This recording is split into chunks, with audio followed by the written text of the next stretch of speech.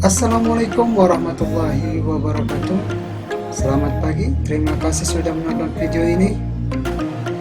Video ini nggak perlu di-subscribe, apalagi teaser guys, tonton saja. Let's go, enjoy, relax, and stay focused this video.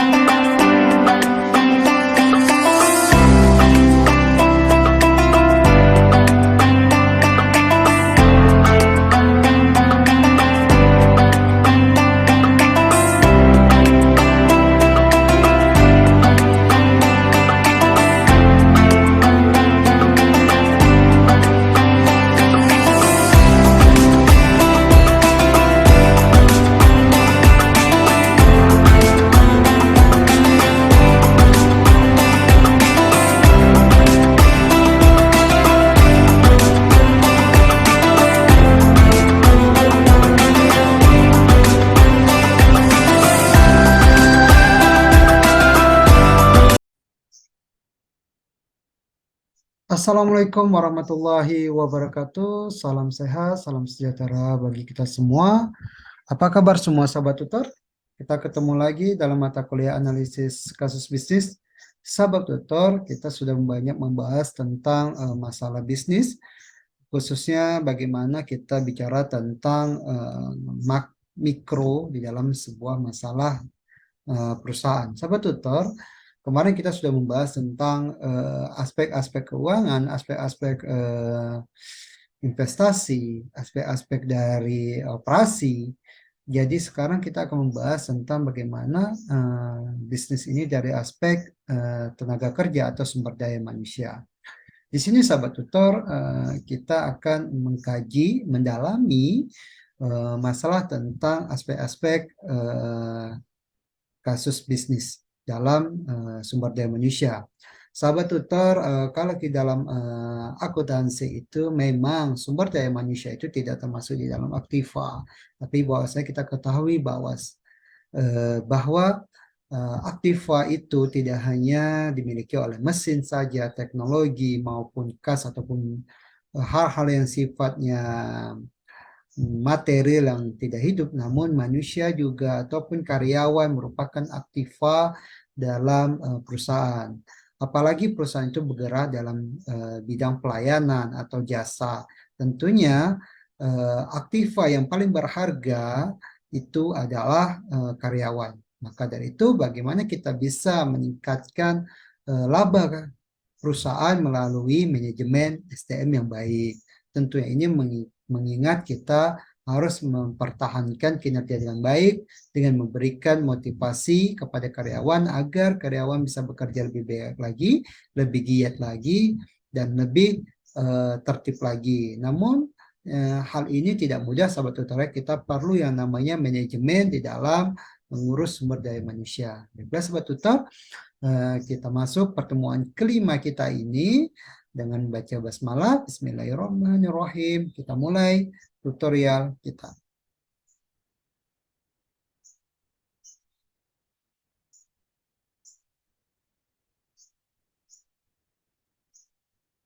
Baik, sahabat tutor, kali ini kita membahas tentang aspek SDM dan organisasi.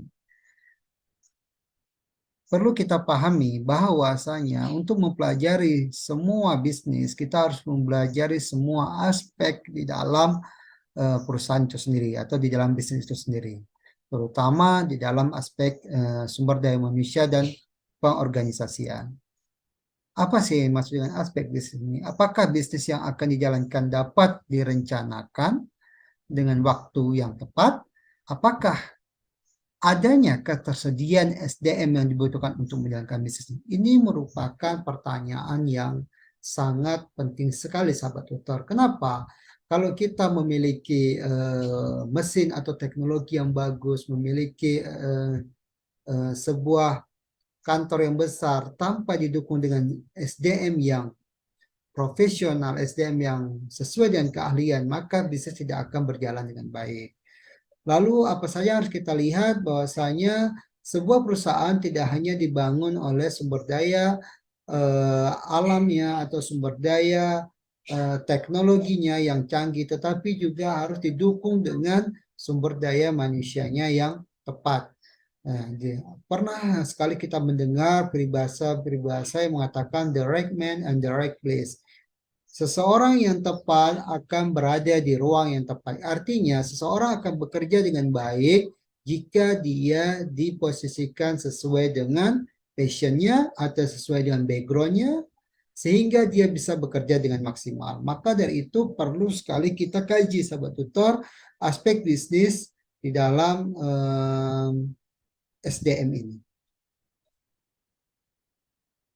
Tujuan dari aspek ini, sahabat tutor, pertama itu jadwal pelaksanaan pembangunannya. Jadwal pelaksanaan pembangunan itu adalah bagaimana kita bisa melakukan yang namanya pengorganisasian. Pengorganisasian dalam hal ini adalah kita menentukan kriteria-kriteria bisnis yang perlu kita, kriteria-kriteria SDM yang perlu kita butuhkan, ya. Nah, jadi syarat-syaratnya seperti apa? Kita lakukan dulu jadwal pelaksanaan pembangunannya.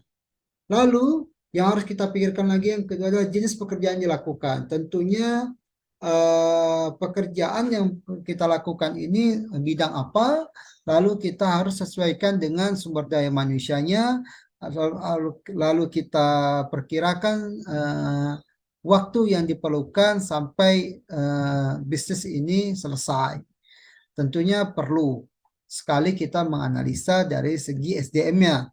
Apakah SDM ini bisa bekerja dengan giat, tepat guna, atau SDM yang kita butuhkan perlu orang-orang yang ahli dalam bidangnya. Dalam hal ini adalah kita memerlukan orang-orang yang profesional sesuai dengan keahliannya.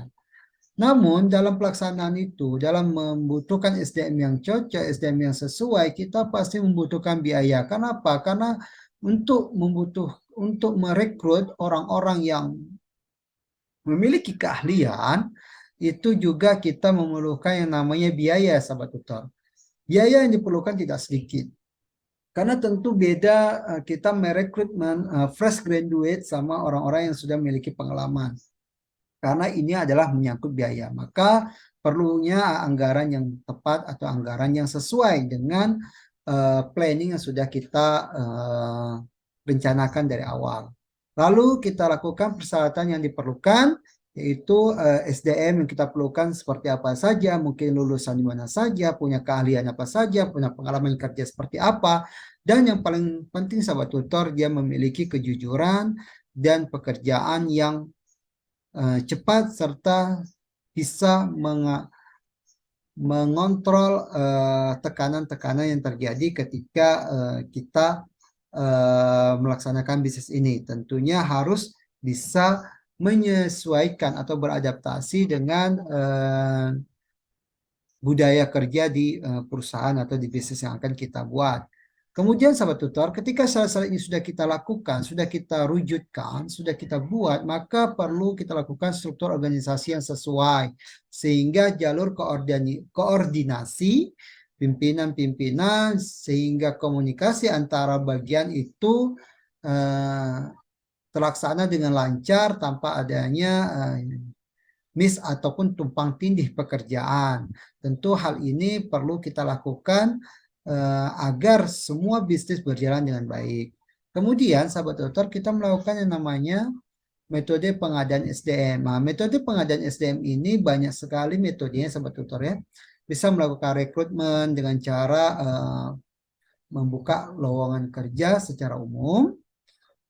Jadi kita merekrut siapapun yang melamar kerja dengan mempublishkan lowongan-lowongan kerja ini di media-media, baik itu media cetak, media online, ya, ataupun melalui media-media yang sifatnya untuk kita publish secara umum. Atau kita bisa menggunakan metode pengadaan SDM ini melalui kampus-kampus atau universitas ya, di mana kita merekrutmen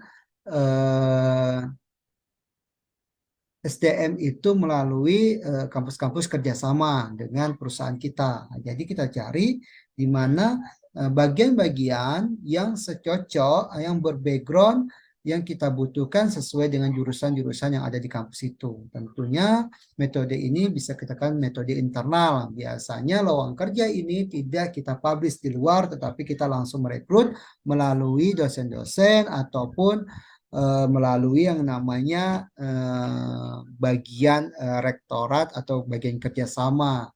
Jadi agar kita mendapat SDM-SDM yang fresh graduate yang memiliki kredibel tapi dengan harga yang relatif lebih murah dibanding kita merekrut secara umum, namun mencari orang yang berpengalaman tentu hal ini membutuhkan biaya yang besar. Kemudian sahabat tutor, kita juga bisa menggunakan metode internal, yaitu metode-metode melalui kenalan-kenalan dari teman-teman atau kenalan dari karyawan kita. Kita butuhkan bagian yang cocok. Tentunya harus sesuai dengan kriteria-kriteria perusahaan yang sudah kita rencanakan atau kita terapkan. Lalu terakhir tujuan dari analisa aspek manajemen ini adalah kesiapan tenaga kerja. Jadi kita butuhkan bahwasanya persiapan-persiapan tenaga kerja untuk masuk dunia industri, dunia bisnis yang sudah kita akan jalankan, tentu butuh yang namanya kesiapan. Yaitu bisa kita lakukan melalui training, sahabat tutor, atau pengenalan terhadap budaya perusahaan kita. Hal ini perlu kita lakukan agar karyawan-karyawan baru kita ataupun teman-teman atau partner-partner baru kita tidak kaget dan bisa beradaptasi dengan baik sesuai dengan culture dari perusahaan kita. Kemudian kita bahas satu yaitu perencanaan dan penjadwalan, sahabat tutor. Perencanaan dan penjadwalan yang pertama kegiatan yang diperlukan dalam pembangunan bisnis, yaitu perlu kita lakukan planning-planning yang tepat dalam pembangunan bisnis. Kemudian kita melakukan kerjasama dengan rekanan ya, juga SDM yang baik itu akan terlaksana jika kita mempunyai kerjasama yang baik. Kemudian fasilitas yang dibutuhkan, tentu hal ini adalah saspasnya, sarana dan prasarananya ya. Di setiap tahapan itu tidak langsung kita memberikan saspras yang begitu lengkap, sahabat, tetapi saspras yang ada itu sesuai dengan tahapan, misalnya tahapan penyesuaian atau pertama kali. Tentu fasilitasnya tidak begitu lengkap. Kemudian masuk tahapan-tahapan berikutnya baru kita mulai melengkapi. Jadi tidak sekaligus, sahabat tutor, sesuaikan dengan kebutuhan pada saat bisnis ini berjalan. Kemudian waktu mulai setiap tahapan itu perlu adanya kita schedule ya, schedule pemulaian kapan kita mulai schedule itu, lalu kita juga butuh schedule pelaksanaannya sehingga sampai kita schedule pelaksanaan akhirnya ini kita punya macam schedule sehingga kita di dalam pelaksanaan bisnis ini bisa terlaksana sesuai waktu. Kemudian bahan dan peralatan diperlukan. Bahan dan peralatan diperlukan ini kita sesuaikan, sahabat tutor, dari mana bahannya ya. Terus kemana saja kita kerjasamanya, baik itu dari vendor-vendor kita yang menyediakan bahan maupun yang peralatan. Kemudian biaya yang diperlukan setiap tahapan, tentunya tahapan-tahapan ini pasti ada biaya, sahabat tutor, maka kita butuh kesediaan dana yang kuat. Kemudian lakukan pengawasan yang diperlukan setiap tahapannya agar perencanaan yang kita buat tidak meleset dari pelaksanaannya. apalagi dari segi waktu, karena sering sekali banyak bisnis ataupun banyak proyek yang dijalankan, terkadang itu suka lambat waktunya. Hal ini karena tidak adanya pengawasan yang baik, tidak adanya time schedule kerja yang baik, sehingga banyak pelaksanaan-pelaksanaan dari perencanaan itu termiss, ya, banyak yang terlewatkan. Lalu berikutnya sahabat tutor, kita lakukan usaha yang harus dilakukan apabila terjadi penyimpangan setiap tahapan. Jadi kita juga harus ada solusi sahabat tutor jika terjadi keterlambatan, baik itu dalam pelaksanaan maupun di dalam proses rekrutmen SDM. Itu perlu kita lakukan reward and punishment-nya, ya. Jika dia melakukan hal yang baik, kita butuh reward-nya. Jika dia melakukan hal yang melakukan fraud atau penyimpangan, kita harus melakukan punishment-nya. Namun sebelum itu terjadi, kita harus melakukan namanya peringatan-peringatan atau red flag yang sifatnya bisa memitigasi namanya resiko, ya, agar motivasi karyawan ataupun motivasi partner kerja kita itu tetap terjaga. Terakhir, kita biaya tambahan yang diperlukan apabila dilakukan percepatan setiap tahapan. Nah, tentunya jika kita ingin proyek kita atau bisnis kita ini berjalan dengan baik atau proyek kita cepat selesai, maka perlu kita biaya tambahan. Karena kenapa? Karena setiap proyek yang kita jalankan tentunya ada biaya, dan setiap ada percepatan pasti ada tambahan biaya. Tentu hal ini sejalan dengan percepatan sebuah proyek. Kemudian sahabat tutor, dalam SDM penting sekali kita menganalisis jabatan, yaitu apa jenis pekerjaan yang akan kita butuhkan dalam bisnis pilihan kita. Jadi misalnya kita butuh contoh pembangunan proyek jalan tol. Tentu kita membutuhkan orang-orang yang ahli di bidang jalan, ya.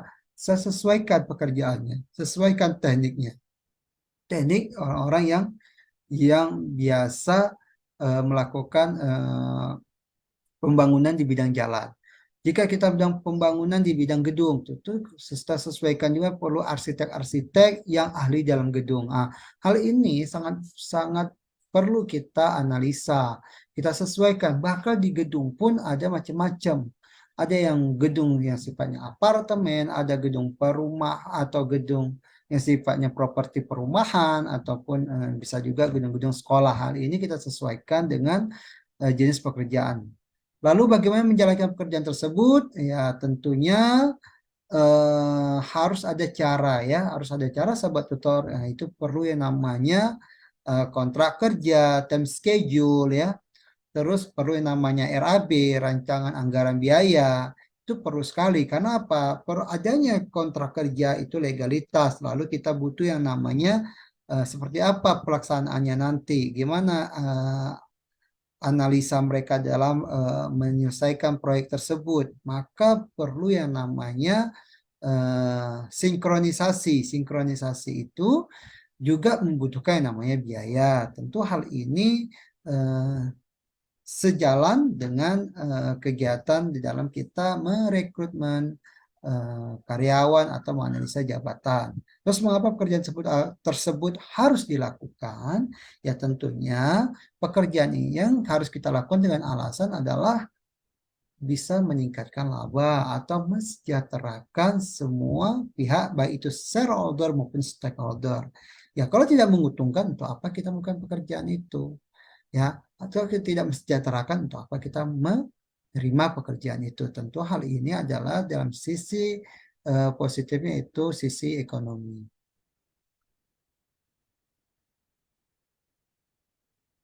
Sahabat tutor, terus harus yang kita perhatikan tentang deskripsi jabatan. Pertama yaitu identifikasi jabatan. Nah, dengan identifikasi jabatan, jabatannya apa cocok kepada orang yang bersangkutan. Kalau misalnya jabatan-jabatan setingkat manajer, kita butuh orang-orang yang punya punya pengalaman minimal di bidang manajerial atau di bawah sedikitnya, misalnya supervisor misalnya. Hal ini penting untuk kita identifikasi apakah sesuai jabatan yang kita berikan kepada karyawan tersebut. Kemudian kita berikan namanya ringkasan jabatan. Ringkasan jabatan kita lihat apa saja yang dilakukan karena setiap perusahaan itu memiliki deskripsi pekerjaan yang berbeda-beda. Ada yang orang bekerja merangkap, ada yang bekerja tidak merangkap sesuai dengan keahliannya. Misal perpajakan tentang perpajakan saja. Ada juga yang bagian keuangan di perusahaan lain itu merangkap, dia melakukan perpajakan, dia juga melakukan keuangan juga.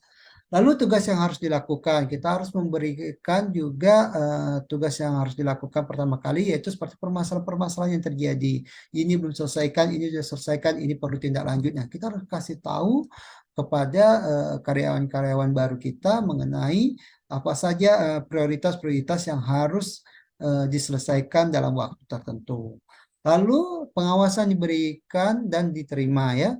Lalu kita kasih wewenangnya. Wewenangnya apa saja? Ini penting sekali agar karyawan itu atau semua SDM kita itu memahami sebatas wewenangnya dan bukan wewenangnya. Kemudian hubungan dengan jabatan-jabatan lain ya, ini adalah jalur koordinasi sehingga si karyawan kita ini memahami kemana saja dia harus berkoordinasi dan kepada siapa saja dia harus berinteraksi. Nah ini penting sekali agar karyawan kita ini tidak bekerja sendiri. Karena apa? Yang namanya kita sistem, yang namanya manajemen, SDM itu harus bekerja secara menyeluruh, tidak bisa per par and parsial. Ya harus bekerja secara menyeluruh karena ini namanya sistem kerja baik itu aspek manajemen maupun aspek keuangan itu harus saling berkoordinasi ya. Lalu bahan alat mesin yang digunakan ini kita bicara tentang fasilitasnya. Kalau misalnya bagian produksi kita jelaskan bahan-bahannya. Kalau dia bagian misalnya bagian pemasaran kita jelaskan fasilitasnya apa saja ya dan apa saja yang bisa digunakan. Lalu diskusi tentang kondisi kerja, kita harus juga menjelaskan bagaimana budaya kerja kita, bagaimana budaya perusahaan kita dalam menyelesaikan pekerjaan ataupun masalah-masalah bisnis yang ada. Lalu penjelasan istilah-istilah yang tidak lazim ya. Kita jelaskan juga kan terkadang banyak perusahaan-perusahaan kita ataupun usaha-usaha lain menggunakan istilah-istilah seperti contohnya FU ya, FU tolong di FU-kan atau di follow up-kan. Karena istilah-istilah yang tidak lazim. Karena kita nggak tahu apa itu FU ya. Kalau kita yang pakai bahasa Indonesia mungkin tindak lanjut. Kalau misalnya itu FU di follow up-kan. Seperti istilah-istilah yang itu yang harus kita mulai pahami. Kalau kita tidak tahu kita tanya. Lalu komentar tambahan ya perlunya adanya improvisasi, perlunya ada perbaikan setiap hal agar perusahaan kita ataupun bisnis yang dijalankan itu menjadi lebih baik lagi. Sahabat tutor, perlu juga kita pahami tentang spesifikasi jabatan. Jadi kita perlu identifikasi jabatan melalui nama jabatan, kode pekerjaan dan bagian. Ini seperti tutor sudah sampaikan, jabatan itu memiliki 3 level ya, ada staff, ada manajer, dan ada top manager. Dan ini penting sekali, perlu kita ketahui. Dan kode pekerjanya serta bagian-bagian yang kita perlukan. Lalu persyaratannya. Persyaratan kerja itu terkadang ketika kita rekrutmen, kita memiliki namanya beberapa persyaratan atau klasifikasi dalam merekrut karyawan. Pertama itu tingkat pendidikannya atau backgroundnya. Apakah tingkat pendidikannya itu misalnya minimal sarjana ataupun minimal tamat SMA itu kita sesuaikan dengan jabatan. Kemudian dalam proses rekrutmen itu kita perlu juga tingkat kecerdasan minimum. Tingkat kecerdasan minimum ini kita biasanya melakukan namanya tes atau tes psikologis ya atau TPA. Lalu pengalaman yang diperlukan. Nah, ini kita bisa ketahui dari CV-nya, data riwayat hidup mereka, dan lalu melalui kita yang namanya proses wawancara. Kita akan tahu pengalaman dia. Lalu yang paling penting sahabat tutor juga kita perlu tahu keterampilannya, yaitu pengetahuannya mengenai tentang jabatan yang mereka lamar. Jadi kita harus tahu dulu apakah jabatannya yang cocok untuk mereka atau tidaknya. Kita benar nggak mereka punya keterampilan. Lalu berikutnya kita melakukan namanya persyaratan fisik ya. Tentunya ini ada tes kesehatan. Ya, tes kesehatan ini penting kita bisa bekerja sama dengan rumah sakit ataupun klinik-klinik yang sudah ada kerjasama dengan kita, ataupun bisa tes fisik. Tentunya ini untuk menjaga kredibilitas dari si karyawan tersebut agar bisa bekerja sesuai dengan karakteristik dari perusahaan kita dan dia memiliki kesehatan yang baik. Karena kesehatan merupakan salah satu modal kita sebagai SDM, sahabat tutor. Kalau pekerjaan dia tidak bisa ataupun dia kita bisa ajarkan. Namun kalau dia sakit, ini akan susah. Karena apa? Sumber daya manusia itu adalah aset terbesar dari perusahaan dan manusia itu sendiri modalnya adalah kesehatan. Karena tanpa kesehatan dia tidak akan bisa bekerja dengan baik dan maksimal. Lalu status perkawinan, ini juga harus kita tanyakan juga jika dia masih lajang karena atau dia sudah menikah. Ini masalah penempatannya sahabat tutor. Jika memang dia masih lajang, dia bisa ditempatkan di mana saja atau di tempat di posisi apapun. Tapi kalau sudah menikah, terkadang lokasi kerja itu sangat tergantung dari keluarganya. Lalu batas usia, ya tentu hal ini menyangkut dengan kesehatan juga sahabat tutor ya. Batas usia itu terkadang sangat penting sekali, tapi terkadang usia juga hanya sekedar angka sahabat tutor. Kalau kita mencari karyawan yang berpengalaman, kalau dia usianya masih bisa bekerja dengan baik, walaupun umurnya sudah tua sekalipun, dia bisa memiliki pengalaman yang kita perlukan, punya pengetahuan yang sangat baik sekali, tingkat kecerdasannya juga sangat luar biasa, serta fisiknya juga sangat sehat sekali, maka batas usia ini juga tidak terlalu menjadi masalah. Lalu kewarganegaraan, hal ini penting kita terapkan. Karena apa? Karena di dalam perusahaan-perusahaan kita perlu mencari orang-orang yang tempatan yang memiliki kredibilitas yang sama, dibanding kita harus merekrutmen warga negara asing ya. Warga negara Indonesia atau warga negara tempatan tentunya ini menyangkut biaya. Karena apa? Karena ketika kita merekrut warga negara asing tentunya kita harus sesuaikan biayanya kita. Biaya akan lebih mahal karena kita harus sesuaikan dengan biaya hidup mereka yang punya keluarga di luar negeri dengan mata uang yang berbeda. Namun kalau kita warga negara kita sendiri atau warga negara Indonesia, kita bisa memberikan standar yang sesuai ya. Lalu berikutnya jumlah karyawan. Jumlah karyawan ini kita analisa, itu yang dapat kita lakukan apabila analisa proyeksi penjualan dan luas produksi telah dilakukan. Jadi sebelum kita melakukan yang namanya kebutuhan akan jumlah karyawan, kita harus analisa dulu penjualan kita. Kita punya target enggak? Target kita ini seberapa banyak? Tentu kita membutuhkan karyawan yang cukup. Lalu bagaimana kalau memangnya target kita besar, lalu bagaimana ruangan kerjanya? Bagaimana tempat kerjanya? Apakah sudah cukup, sudah ada bidang-bidangnya? Nah, kalau memang sudah ada bidangnya, tentu kita bisa melakukan yang namanya eh, rekrutmen yang lebih besar lagi ya. Caranya bagaimana? Cara yang dapat kita gunakan untuk menentukan tenaga kerja itu dengan metode workforce analysis, metode workload analysis, dan metode antrian. Metode workforce analysis kita analisa yang betul-betul hal karyawan yang kita butuhkan yang sifatnya paling penting. Contoh, ketika kita ingin melaksanakan sebuah pekerjaan, kita ingin melaksanakan sebuah proyek, maka kita perlu tim inti. Tim inti ini dipimpin oleh pimpinan. Contoh kalau di proyek yaitu pimpinan proyek atau kepala proyek, terus membutuhkan keuangan dan manajer pelaksanaan. Biasanya tiga ini yang harus kita butuhkan dulu ketika awal-awal pekerjaan. Lalu metode work for load analysis, kita analisis berdasarkan pelaksanaannya ya. Pelaksanaannya, oh ternyata tiga pimpinan tinggi saya tidak cukup, maka kita butuhkan load analysis pelaksana. Karena apa? Karena semuanya yang menentukan keputusan, siapa yang akan melaksanakan, maka metode workforce analysis bisa kita terapkan ya sesuai dengan kebutuhan kita ya. Tapi kalau yang force tadi itu yang memaksa, yang pasti ada ya, pasti harus ada, yaitu Pimpro, keuangan, dan manajer pelaksana atau manajer lapangan. Nah, ketika work for load semuanya itu punya bagian-bagian lagi, maka itu untuk supaya proyek ini bisa berjalan. Kalau tanpa ada pelaksana, tanpa adanya karyawan atau staf yang lain, maka proyek ini tidak bisa berjalan. Lalu metode antrian ini metode di mana kita jumlah karyawan ini kita terima secara bertahap-tahap. Ketika masih omset kita masih kecil, mungkin karyawannya masih sedikit. Ketika omset kita sudah besar, maka karyawannya akan lebih besar lagi. Seperti itu, sahabat tutor. Jadi metode antrian.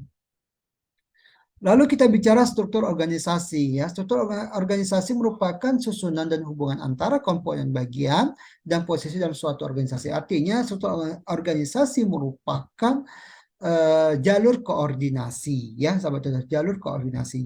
Maka kita akan tahu siapa pimpinan langsung kita, siapa pimpinan yang tidak langsung, siapa yang melalui jalur koordinasi, siapa yang melalui jalur apa namanya, sahabat tutor, jalur perintah ya, atau jalur force ya, di mana pimpinan bisa langsung memerintah kita. Sementara kalau bagian-bagian lain, walaupun dia seorang pimpinan secara level, tapi bisa dengan jalur koordinasi. Dia tidak memiliki wewenang untuk mencampuri bagian lainnya. Susunan struktur organisasi ini ada tiga, itu struktur organisasi fungsional, struktur organisasi produk, dan struktur organisasi matrik ya. Struktur organisasi fungsional itu job desk-nya sesuai dengan jabatan-jabatannya. Struktur organisasi produk itu sesuai dengan bidang-bidangnya, misalnya bidang pembangunan kalau di proyek ya, atau konstruksi itu ada departemen pembangunan, ada departemen jalan, ada departemen pertambangan, itu berdasarkan produknya. Dan terakhir itu struktur organisasi matrik ya. Struktur organisasi matrik ini kita melihat dari sisi kebutuhan, sahabat tutor, kebutuhan ya. Dari sisi kebutuhan, misalnya matrik ini kita wilayah-wilayah atau apa namanya, sahabat tutor, kayak misalnya cabang-cabang ya, cabang-cabang dari cabang atau wilayah. Oke, demikian sahabat tutor penjelasan saya mengenai manajemen sumber daya manusia. Saya harap sahabat tutor dapat memahaminya. Jika ada hal yang ingin dipertanyakan, silakan dipertanyakan melalui message ataupun pesan di dalam e-learning kita. Sahabat tutor silakan ingin ditanyakan.